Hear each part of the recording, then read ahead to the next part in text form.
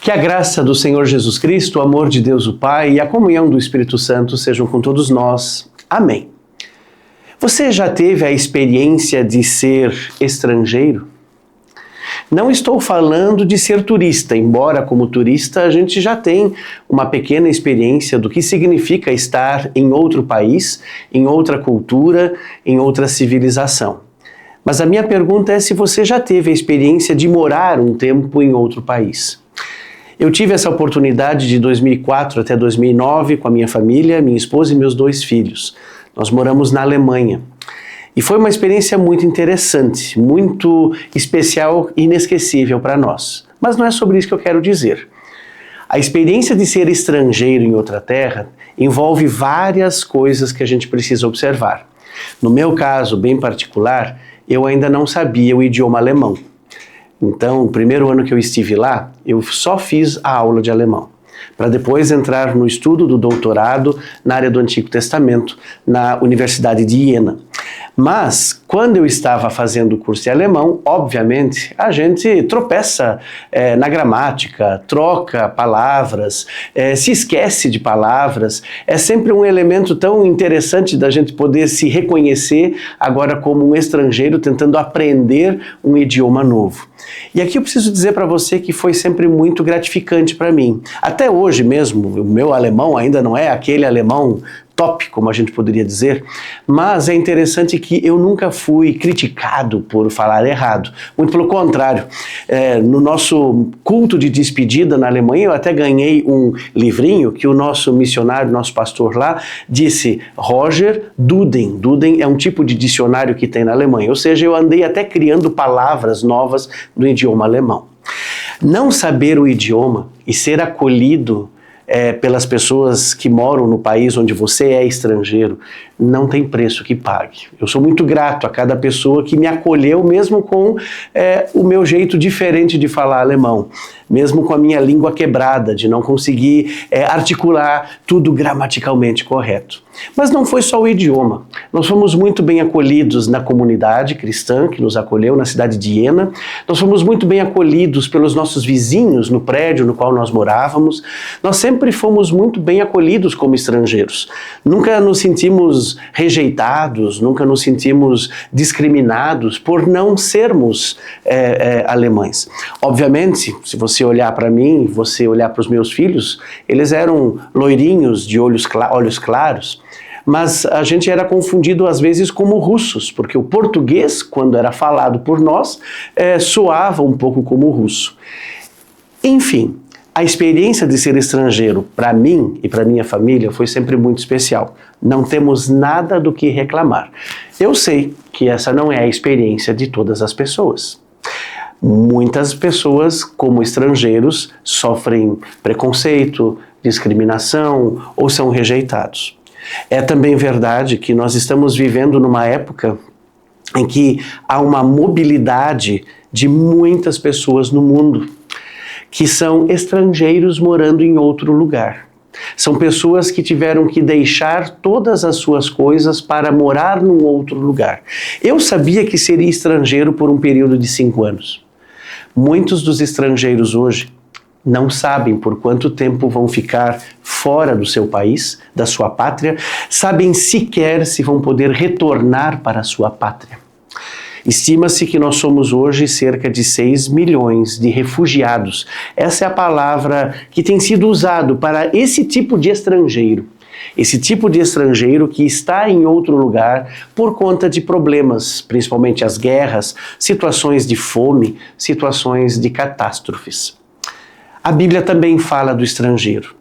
A Bíblia fala de situações bem difíceis, de estrangeiros que também por conta de fome, por conta de catástrofes, por conta de guerras, precisaram buscar refúgio e por isso são refugiados em outros lugares. Quando nós abrimos a Bíblia, nós vamos reconhecer que já o povo de Deus, Israel, foi um povo refugiado. Foi um povo estrangeiro vivendo em terra estranha. Foi um povo que viveu no Egito como escravo. Foi um povo que foi levado como estrangeiro, como refugiado à Babilônia. A Bíblia não nega essa realidade. A própria história da humanidade, desde a sua origem, mostra um ser humano que por sobrevivência precisa se deslocar de um lugar para o outro. Nem sempre é turismo, vocês percebem? Nem sempre é por uma questão de estudos, como foi no meu caso. Nem sempre é por uma questão de trabalho, uma questão profissional. Na maioria das vezes, tem a ver com guerras, tem a ver com sofrimento. É interessante que o Antigo Testamento vai prever a existência de estrangeiros. E existem cláusulas na lei, no Pentateuco, na Torá, nos livros de Gênesis até Deuteronômio, que prevêem o cuidado de Israel para com os estrangeiros. Israel deve cuidar dos estrangeiros, deve tratá-los como se fossem nativos, porque eles foram estrangeiros lá no Egito. Quando você lê esses textos, você fica se perguntando, nossa, que coisa interessante, que o povo de Deus precisa exercer a hospitalidade a esses estrangeiros, e principalmente porque eles eram refugiados de guerra. O próprio Salmo 23 tem essa linguagem lá nos versículos 5 e 6. Preparas-me uma mesa na presença dos meus adversários, unges minha cabeça com óleo, meu cálice transborda, bondade e misericórdia certamente me perseguirão, diz o texto hebraico no original.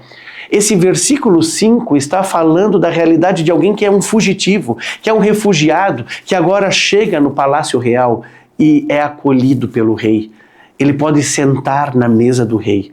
E nessa mesa ele recebe aquilo que é necessário para ele poder viver.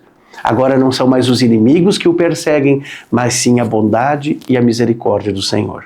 É por isso que na Bíblia nós temos claramente não só uma ordem, não só uma exortação, mas vários textos que nos ensinam a valorizar, a cuidar dos estrangeiros entre nós. E o texto previsto para esse culto, que é o segundo domingo depois de Pentecostes, ele tem essa tônica, essa expectativa. É claro que aqui dá para falar muito mais do que só o estrangeiro. E eu quero primeiro focar na questão do estrangeiro, com o texto previsto, mas depois eu quero abrir um pouco mais. Por isso, eu coloquei como título dessa pregação um título bem conhecido entre nós no contexto da Igreja Luterana da ISLB. Comunidades inclusivas e missionárias. Vamos ver que texto fala sobre isso? Qual é o texto previsto? É um texto maravilhoso, que não é óbvio que esse texto falaria sobre isso. É muito interessante. Leia comigo. 1 Reis, capítulo 8, os versículos 22 a 23 e ainda os versículos 41 a 43. Eu faço a leitura desse texto. Pôs-se Salomão diante do altar do Senhor, na presença de toda a congregação de Israel, e estendeu as mãos para os céus e disse: Ó Senhor, Deus de Israel, não há Deus como tu em cima dos céus, nem embaixo na terra, como tu que guardas a aliança e a misericórdia a teus servos, que de todo o coração andam diante de ti. Versículos 41 até 43. Também ao estrangeiro que não for do teu povo de Israel, porém vier de terras remotas por amor do teu nome, porque ouvirão do teu grande nome e da tua mão poderosa e do teu braço estendido, e orar voltado para esta casa, ouve tu nos céus, lugar da tua habitação, e faze tudo o que o estrangeiro te pedir, a fim de que todos os povos da terra conheçam o teu nome, para te temerem como o teu povo de Israel, e para saberem que esta casa que eu edifiquei é chamada pelo teu nome. Muito especial esse texto. Esse texto está previsto dentro do domingo de Pentecostes. Do segundo domingo de Pentecostes. A partir destes domingos, nós estamos durante 26 semanas, exatamente a metade do ano do calendário eclesiástico e também do ano civil. Nós temos 52 domingos de um ano. 26 estão agora destinados à tarefa missionária da igreja. Nos 26 primeiros domingos, que nós, desde Advento até Pentecostes, refletimos sobre a história da salvação de Deus, o que Deus fez em nosso favor. Agora nós vamos entrar numa jornada para refletir sobre qual é a tarefa de Deus dada à igreja nesse mundo? Qual é a tarefa da igreja nesse mundo a partir da história da salvação que Deus fez com a sua igreja? A partir da história de Deus, de salvação, que Ele fez contigo e comigo. E é interessante que a primeira ênfase do calendário litúrgico desse ano está no cuidado com os estrangeiros. Só que, como eu disse para você, está num texto improvável.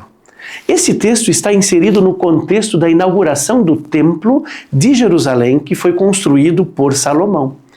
Não é um lugar muito apropriado para falar sobre isso. Isso talvez estaria muito melhor dentro do discurso profético. Ele aparece. Ele também estaria muito melhor dentro do contexto das leis. Ele aparece. Mas é interessante que o lecionário prevê o texto de 1 Reis 8. Uma oração de Salomão no dia da inauguração. Tenta imaginar, você já participou de inauguração de igreja?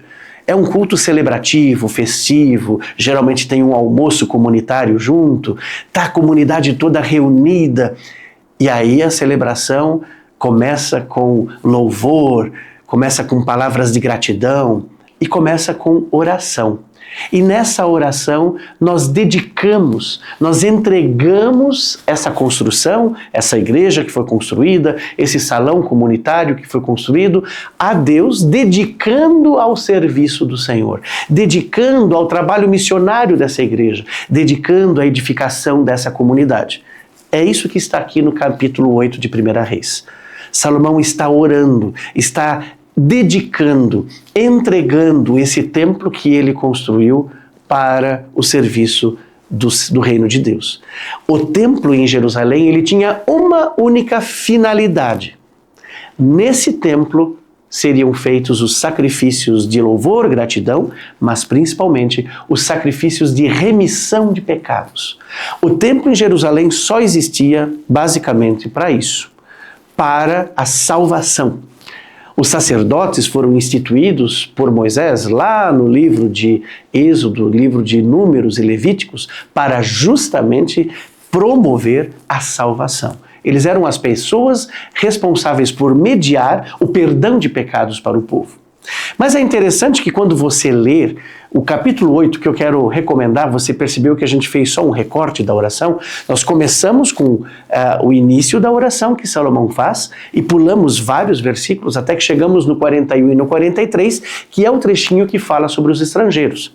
Mas eu quero, para dar um gostinho de quero mais para você, eu quero ler quais são as finalidades desse templo. E Salomão coloca isso na sua oração. Ele diz: Senhor, nós queremos entregar esse templo nas tuas mãos, porque ele tem essas e aquelas finalidades. E quais são?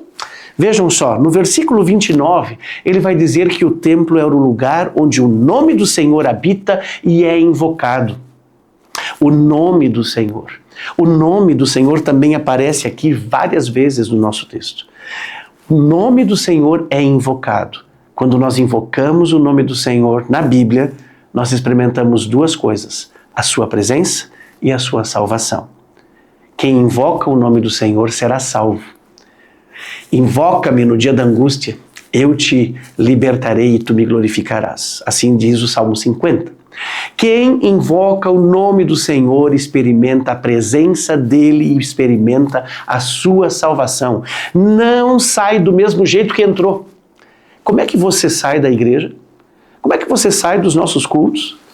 Se nós saímos os mesmos como entramos, significa que ali talvez o nome do Senhor não foi invocado como deveria.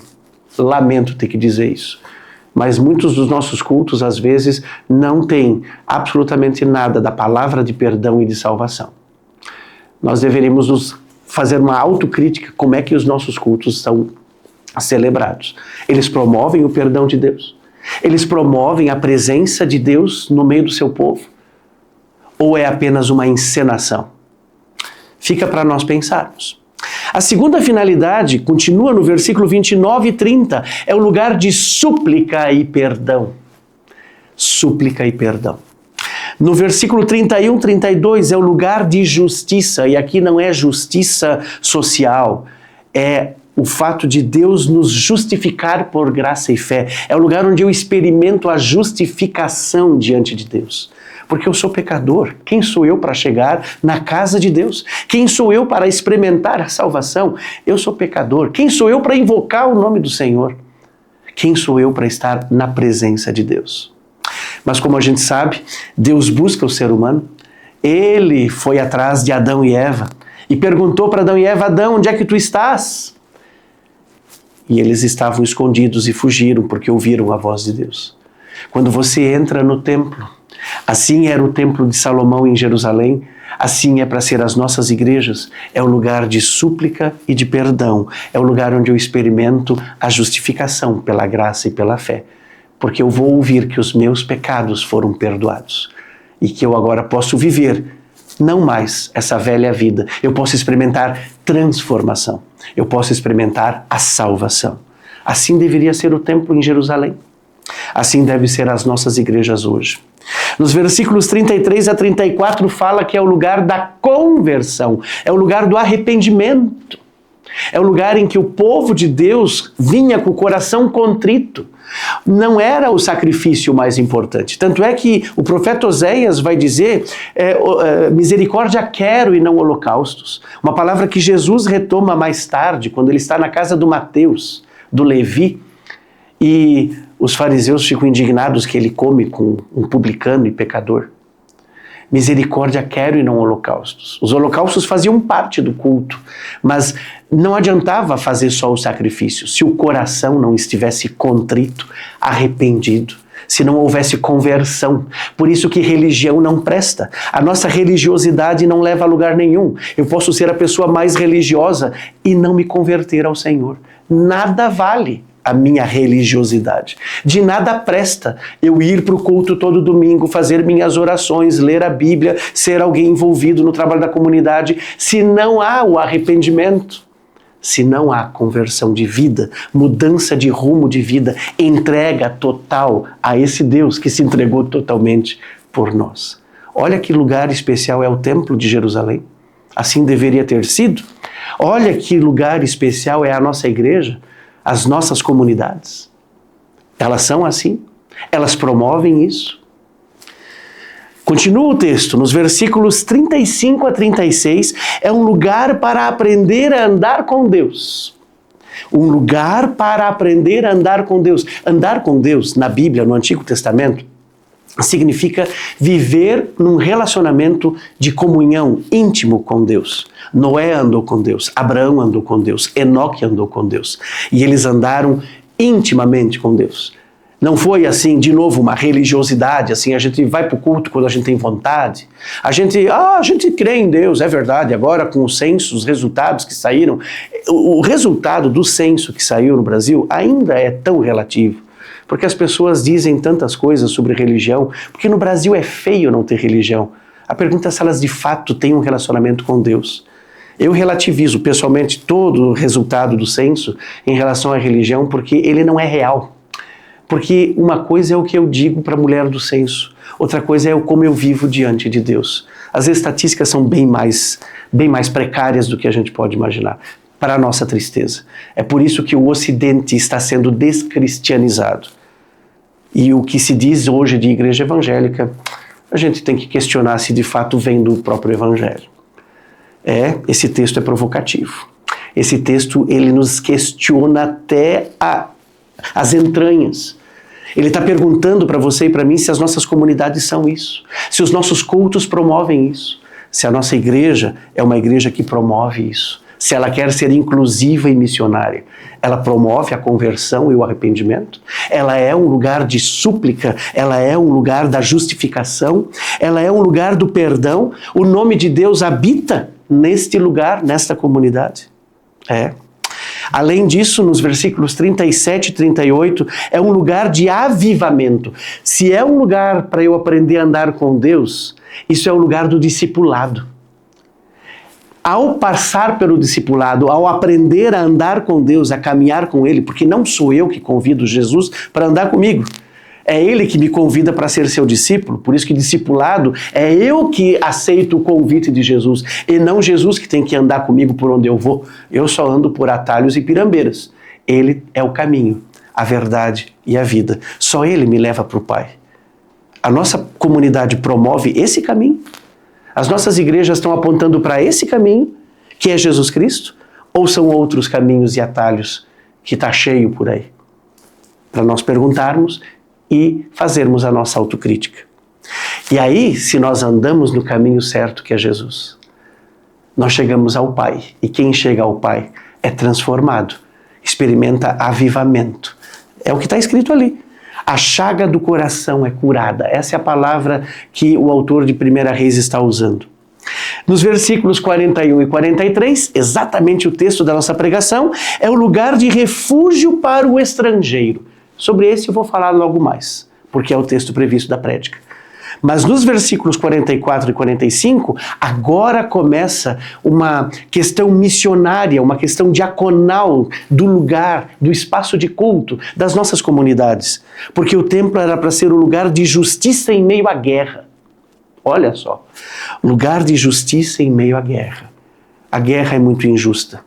A guerra causa sofrimento. As guerras causam dores. As guerras sempre são injustificáveis. O que a igreja faz no meio disso? Qual é o nosso papel no meio das injustiças? Qual é o nosso papel no meio daquilo que promove a morte? Versículos 46 a 53. É o lugar de recomeço depois do exílio. É interessante que já aqui na oração de Salomão está sendo previsto que Israel vai desobedecer. O povo de Deus. Por isso que nós precisamos de puxão de orelha todo dia, porque nós sempre desobedecemos, nós sempre fazemos o contrário do que Deus pede de nós. Mas Israel vai poder reconstruir o seu templo anos mais tarde. Esse templo que Salomão está inaugurando aqui vai ser totalmente destruído pelos babilônicos e depois reconstruído para ser um lugar de refúgio daquela comunidade exilada que volta e aprendeu a lição e vai poder experimentar de fato o que significa viver na presença de Deus. Nos versículos 54 a 57 é um lugar de bênção. Lugar de bênção, um lugar de experimentar a presença salvadora de Deus. Olha só, e se é um lugar de bênção, quem usufrui desse espaço, quem vive em comunhão com Deus e com as pessoas nesse espaço de bênção, se torna bênção para as outras pessoas. Se tu uma bênção. Só é possível ser bênção se formos abençoados por Deus no lugar que promove bênção. Também nos versículos 58 a 59, diz o texto, é o lugar para aprender a palavra de Deus. Aqui nós chegamos naquilo que é o principal. Nós não construímos igrejas hoje simplesmente para transformá-las em clubes religiosos. Nós construímos igrejas hoje para nos reunirmos como comunidade de fé, para sermos fortalecidos por Deus por meio do quê? Da sua palavra. Porque é a palavra que fundamenta a vida da igreja. Não é a sociologia, não são as ideologias, não são as pautas políticas, não são as coisas que a gente escuta por aí, os pensamentos modernos. É a palavra de Deus. Uma igreja que não vive da palavra de Deus não aprendeu a ter discernimento. Ela vai na onda. A pauta política vai nessa direção, ela vai atrás. A pauta política vai para essa direção, ela vai atrás. As ideologias caem sobre ela e ela acolhe todas elas sem discernimento nenhum. A comunidade de fé, a comunidade cristã é o lugar do discernimento teológico e isso só vem por meio da salvação de Deus que nós encontramos revelado na sua palavra. As nossas comunidades têm espaço para a palavra? Existe estudo bíblico na sua comunidade? Quanto tempo é a prédica no seu culto? Quanto tempo você se organiza na sua comunidade em torno da palavra de Deus? É ela que determina a pauta do presbitério? É a palavra de Deus que está determinando as metas missionárias da sua igreja, da sua comunidade? É a palavra de Deus que está inspirando você na diaconia, na evangelização, na missão? Ou são as ideologias e as pautas políticas? O que norteia, o que fundamenta a vida da tua comunidade? Salomão termina essa oração, falta um aspecto ainda, mas ele termina essa sua oração dizendo: Senhor, nós consagramos esse lugar como lugar onde o teu nome habita e é invocado, como lugar de súplica e perdão, como lugar de justificação, como lugar de conversão, como lugar para aprender a andar com Deus, ou seja, discipulado, como lugar de avivamento, como lugar de refúgio para os estrangeiros, como lugar de justiça no meio da guerra e do sofrimento, como lugar de recomeço depois, quando a gente perde tudo na vida, como lugar de bênção, como lugar em que a palavra de Deus é fundamento. E por último, como lugar de testemunho e de missão. Eu vou voltar aos versículos 60 e 61 ainda. E ainda, agora sim, retornando ao 41, 43. Veja, essa é a finalidade do Templo de Salomão, construído por volta ali do ano 900 e alguma coisa, 930, 940 a.C. Interessante. Qual é a finalidade da tua igreja, do espaço que você tem, da sua comunidade? Muito bem, o que diz os versículos 21 e 22? É muito interessante. Os versículos 21 e 22 é o início dessa oração belíssima de Salomão. E o Salomão se coloca diante do altar de Deus, na presença de Deus e na presença da comunidade. Diz que ele está diante do altar do Senhor e na presença de toda a congregação. Que especial, que lugar especial, diante de Deus e diante da comunidade. Esse é o nosso lugar. E lá ele estende as mãos aos céus, como um gesto de total dependência de Deus. Como um gesto, é como um filho que está pedindo colo ao pai. Assim nós, quando oramos e erguemos as mãos, a tradição judaica tem muito mais esse gesto litúrgico para orar do que o nosso. Nós cruzamos as mãos para orar. Com isso nós estamos sinalizando para Deus que nós somos seus servos. É como se as nossas mãos estivessem atadas. Eles estão com as mãos estendidas, mas com as mãos vazias estendidas aos céus, aguardando a bênção de Deus, aguardando a resposta que vem de Deus e que vem do céu. E aí Salomão diz: ó Senhor Deus de Israel, não há Deus como tu. Essa é uma das frases mais importantes que Israel aprendeu a reconhecer depois, principalmente quando o templo estava destruído, e eles estão lá na Babilônia, e lá no livro de Isaías, nos capítulos 40 até 55, repete várias vezes essa expressão: não há Deus como tu. O Senhor, o Deus de Israel, é o único Deus, não existe outro. Não existe outro. E isso deveria estar também fazendo parte da nossa visão teológica como igreja nos dias de hoje. Hoje está uma bagunça de religião. Hoje parece que todo mundo diz que Deus é um só. Parece que hoje você tem que ser tolerante a tudo e você acaba se diluindo em todos e acaba sendo nada. Aqui tem convicção de fé. Só existe um único Deus, em cima nos céus e embaixo na terra. Um Deus como tu, que guarda a aliança. As alianças que Deus fez com o povo de Israel. A primeira já lá com Abraão. A segunda depois junto com o povo de Israel no Sinai. E depois a própria aliança que Deus faz com Davi, pai de Salomão. As alianças que significam o plano de salvação de Deus ao escolher Israel para ser seu povo, e Deus se revela como seu Deus, para fazer desse povo um povo missionário. O povo de Deus, ele é missionário por identidade, não porque ele faz missão. A missão de Deus não tem a ver com as nossas competências. Isso tem a ver com o nosso DNA, com a nossa identidade. Ou somos igreja missionária ou não somos igreja. Ou somos igreja que anuncia o evangelho transformador de Jesus, que leva pessoas ao arrependimento, à confissão de pecados e à transformação de vida, à conversão, ou somos um clube religioso que anuncia coisas bonitas e boas, uma ética praticável e muito especial, mas que não transforma vidas. Salomão tem convicção de quem Deus é.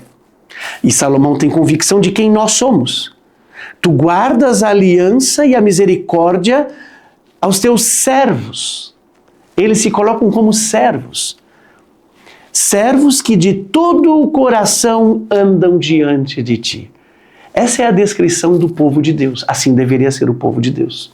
Servos que de todo o coração andam com Deus. Salomão aqui retoma duas coisas fundamentais. Ele retoma o monoteísmo, não há Deus como tu, só tem esse, o resto é tudo idolatria, é tudo pó, é tudo vazio, é tudo um sopro que não vale nada. E o primeiro mandamento. As duas coisas, na verdade, estão entrelaçadas. Se só tem um único Deus, é só um único Deus que eu devo servir e que eu devo de todo o coração andar diante dele. De todo o coração, você lembra que nós devemos amar a Deus de todo o coração? É isso que está por detrás dessa pequena expressão de Salomão aqui no início da sua oração. Com isso ele inicia toda essa lista que eu falei antes para vocês. Ele vai então mencionar todas elas até chegar nos versículos 41 a 43, que nós então temos aqui exatamente o desejo, a oração de que esse templo seja o espaço para que o estrangeiro possa fazer parte do povo de Deus. Olha que visão missionária maravilhosa. Israel, que foi escravo no Egito, que acabou sendo escravizado, oprimido no Egito, foi liberto por Deus. Pôde agora ser um povo livre, que vai viver na terra dada por Deus, e lá nessa terra, com certeza, vão passar estrangeiros. Aliás, a Palestina, ela não é o centro do mundo. As pessoas sempre pensam errado. As pessoas acham que a Palestina é o centro do mundo. Pelo contrário, ela é a periferia. O centro do mundo ou era o Egito ou era a Babilônia. Ali era um corredor de guerra. Ora, Egito queria conquistar a região da Mesopotâmia, da Babilônia. Ora, a Babilônia e os assírios queriam conquistar o Egito. E quem ficava no caminho? Exatamente no caminho, Israel. Por isso que nós temos muitas guerras. Por isso que nós temos de Deus o cuidado ao órfão, à viúva, ao estrangeiro e ao pobre. Porque essas pessoas eram as vítimas dessas guerras, desses poderes, dessas nações, desses povos que queriam sempre conquistar territórios e passavam por cima de pessoas, matando pessoas, destruindo cidades, destruindo lavouras. Por isso você vai encontrar o cuidado ao órfão, o cuidado à viúva, o cuidado ao pobre e, de uma forma especial, o cuidado ao estrangeiro, aos refugiados dessas guerras. Israel tinha muito estrangeiro dentro deles. E por isso Deus está dizendo aqui, no meio dessa oração, que também ao estrangeiro que não for do teu povo de Israel, não o estrangeiro já naturalizado, mas aquele que está morando na tua terra, mas não faz parte do teu povo, porém vier de terras remotas por amor do teu nome. Salomão tem consciência de que tem estrangeiros que vêm para a terra de Israel por causa do que Deus fez. Por causa dessa aliança e dessa misericórdia que está ali no versículo 22. Salomão tem consciência de que estrangeiros que não são do povo de Israel ouviram falar do Deus de Israel. E eles vêm para lá. Eles talvez por conta da situação de guerra vão procurar para onde é que nós vamos, para onde é que nós vamos. Ah, nós ouvimos que lá em Israel tem um Deus que cuida do seu povo. Vamos para lá. Ah, os nossos visitantes nos cultos visitam a gente pelo que será? O que eles ouvem sobre nós? O que eles ouvem do Deus que nós testemunhamos quando recebemos visitantes nos nossos cultos? Já parasse para pensar nisso? Eles não só vêm por isso, mas existe aqui uma explicação no versículo 42. Porque ouvirão do teu grande nome, da tua mão poderosa e do teu braço estendido. Ah, gente, como é legal quando a gente pode estudar a Bíblia. E eu quero animar muito você a ler todos os dias a palavra de Deus e a estudá-la. O que está por detrás dessas três palavras? Ouvir o nome.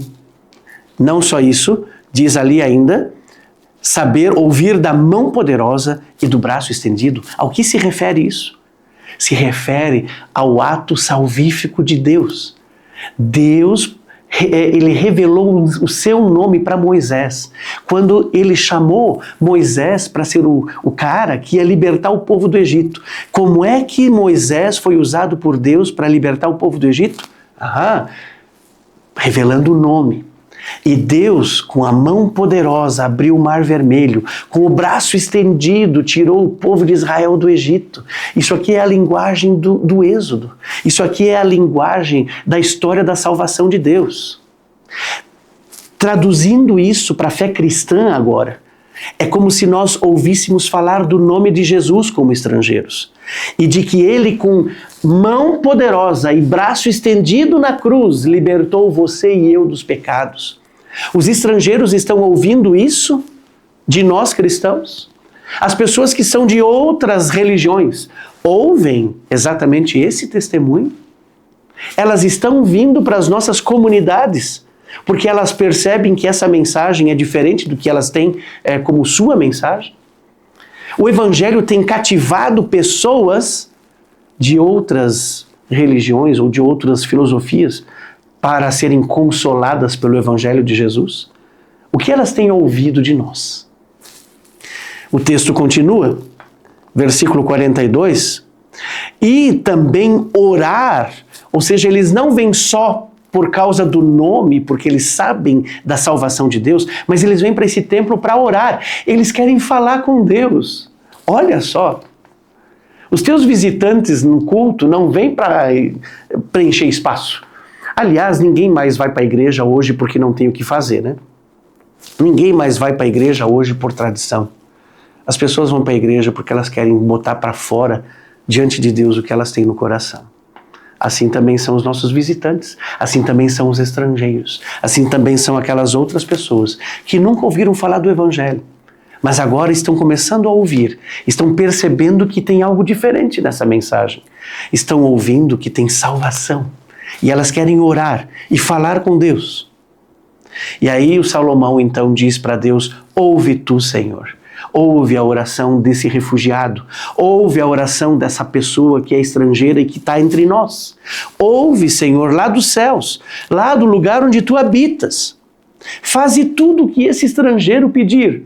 Olha só, que oração bonita de Salomão, que oração desafiadora de Salomão. Infelizmente a igreja pode promover preconceito e discriminação. Ai, esses estrangeiros aqui no nosso país. Ai, esses caras aqui na nossa igreja. Infelizmente é isso que a gente escuta. Salomão não, está dizendo: Senhor, atende a oração deles. Eles vieram aqui no nosso culto, Senhor. Eles têm um coração aberto para a tua palavra. Eles já ouviram falar do teu evangelho, Senhor. Então responde a oração deles. É muito especial isso aqui. E aí vem algo muito interessante. A fim de que todos os povos da terra conheçam o teu nome. Quando nós falamos de missão, a gente está mais acostumado a falar de Mateus 28, né? Quando Jesus diz: toda autoridade me foi dada no céu e na terra, e de pregar o evangelho a todas as nações. Jesus conectou aqui com a oração de Salomão. A ordem da igreja de fazer missão está conectada com essa oração e com outros textos, obviamente, mas com essa oração, porque aqui tem a finalidade, tem um para quê. Por que que Deus deve atender a oração de um estrangeiro no Templo de Jerusalém?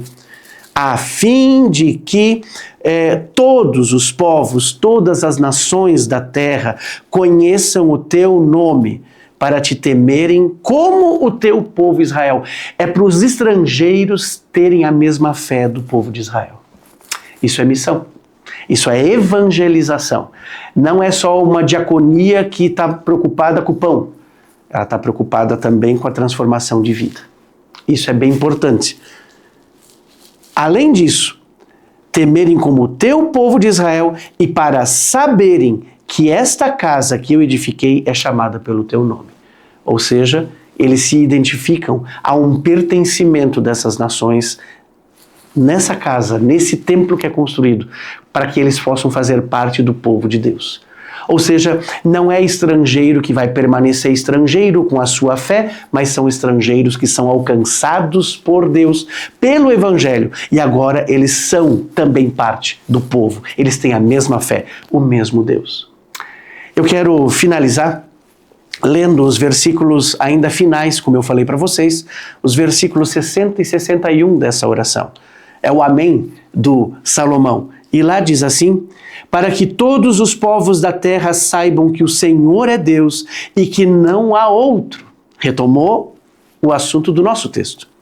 Seja perfeito o vosso coração para com o Senhor nosso Deus, para andardes nos seus estatutos e guardardes os seus mandamentos, como hoje o fazeis. Amém. Assim termina a oração de Salomão. Toda essa oração, a existência do Templo de Jerusalém, não existe outra razão, só existe uma: para que todos os povos da terra saibam que o Senhor é Deus e não há outro. Para que você existe lá onde você está com a sua comunidade? Para que as nossas igrejas existem nesse mundo, lá no bairro onde você está com a sua comunidade? Para que as pessoas saibam que o Senhor é o único Deus e não tem outro. É isso que é missão. Nossas comunidades incluem pessoas estrangeiras? Nossa comunidade aceita pessoas que são de fora? Aceita pessoas que ainda não, que estão começando a conhecer a palavra de Deus? Nossas comunidades são espaços para acontecer o perdão, a súplica, o discipulado, a conversão, a justificação, o acompanhamento a pessoas que sofrem, a justiça, a diaconia no meio do sofrimento, o amor aos refugiados e aos estrangeiros.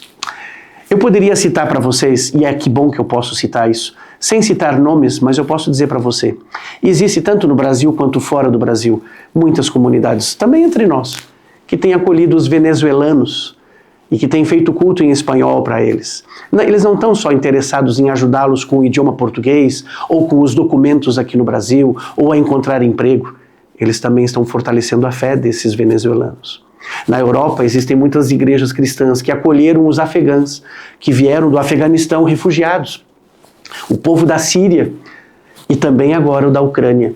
É muito interessante ver quando a Igreja de Jesus Cristo entendeu que ela é o espaço para acolher o refugiado. Ela é o espaço para acolher o estrangeiro. Na Bíblia, a Ruth, uma estrangeira, foi acolhida por Noemi, a sua sogra. Ela estava, o povo de Israel estava, Noemi como descendente do povo de Israel, estava em Moabe. Mas quando ela decide voltar para Israel, quem vai junto com ela é a sua nora, a Ruth, a estrangeira, que confessa a sua fé. O teu povo será o meu povo. O teu Deus será o meu Deus. Esta é a fórmula da aliança. A Ruth entendeu a oração aqui de Salomão. Ou o Salomão, anos mais tarde, vai orar a Deus a mesma lógica da decisão que Ruth tomou. É o Deus da aliança, o Deus que guarda a aliança e a misericórdia. Um Deus que quer que todos os povos e nações alcancem a salvação. Que nossas igrejas possam ser de fato inclusivas e missionárias, não por ideologia, mas porque a palavra de Deus habita nela e porque nós queremos que esse lugar que nós construímos com tanta dedicação seja um espaço de salvação. Que Deus abençoe. Amém.